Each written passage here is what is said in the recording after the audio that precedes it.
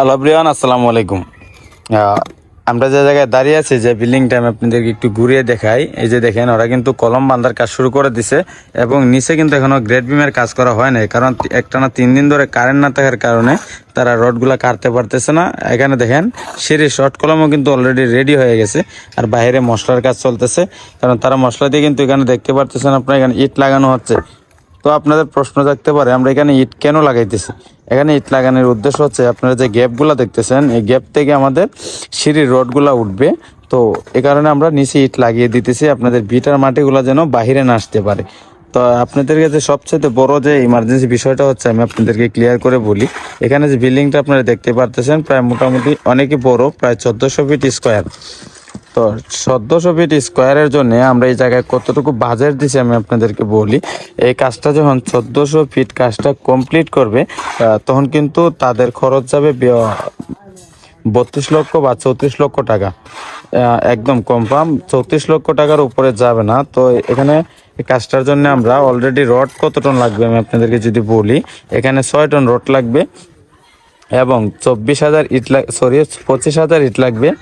আর এখানে আপনারা যে গাঁথনিগুলো দেখতেছেন, এখানে কিন্তু সম্পূর্ণ ওয়ালগুলো আমরা বিটার থেকে 10 ইঞ্চি করে করছি।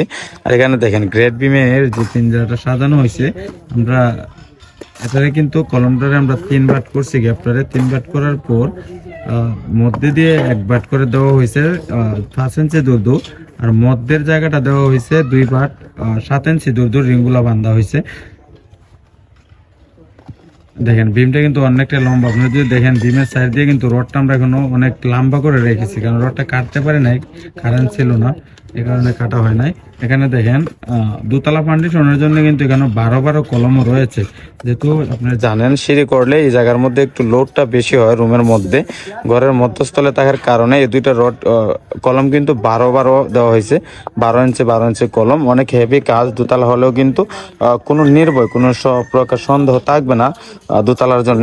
আর এখানে যদি দেখেন সিঁড়ির অপর পাশে যে জায়গায় সিঁড়ির চৌকি হবে, এখানে যে কলমটা, এই কলমটা দেখেন এখানে 6টা রড ব্যবহার করা হয়েছে।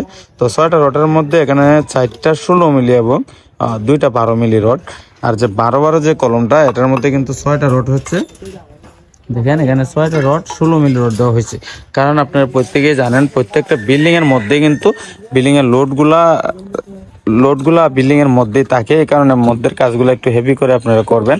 আর অবশ্যই আমি আপনাদেরকে পরবর্তীতে আরেকটা ভিডিও দেওয়া হয়েছে, আপনারা যদি এখানে দেখেন, আমরা বিল্ডিং এর বাইরে কিন্তু 3 লেয়ারে 10 ইঞ্চি গাঁথনি করে রাখলাম। তো 10 ইঞ্চি ইটগুলো আমরা 3 লেয়ারে কেন ব্যবহার করলাম, এটা আমি আপনাদেরকে পরবর্তী ভিডিওতে জানিয়ে দেবো ইনশাল্লাহ। যদি জানার আগ্রহ থাকে তাহলে অবশ্যই আমাদের চ্যানেলটাকে সাবস্ক্রাইব করে আমাদের পাশে থাকবেন, আর সবসময় আমাদের ভিডিওগুলো দেখবেন। আশা করি আপনাদের ভালো লাগবে।